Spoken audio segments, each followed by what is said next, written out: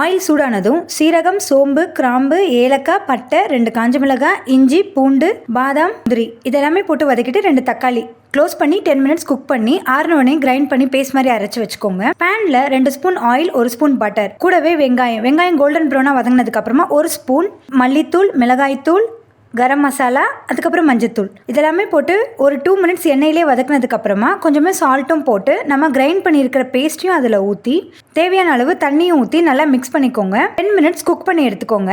10 minutes கழித்து பன்னீரும் கேப்சிகமும் அதில் add பண்ணி ஒரு 5 மினிட்ஸ் பாயில் பண்ணதுக்கப்புறமா கூடவே கசூரி மேத்தி, ஃப்ரெஷ் க்ரீம் ஒரு 5 மினிட்ஸ் குக் பண்ணுங்கள். அடுப்பை ஆஃப் பண்ணிவிட்டு அரை எலுமிச்சம்பழம் பிழிஞ்சு விட்டுட்டு மல்லித்தலை போட்டு இறக்குனீங்கன்னா ரொம்பவே க்ரீமியான பன்னீர் கேப்சிகம் மசாலா ரெடி. நீங்களும் சாப்பிடுங்க இந்த சூப்பரான பன்னீர்.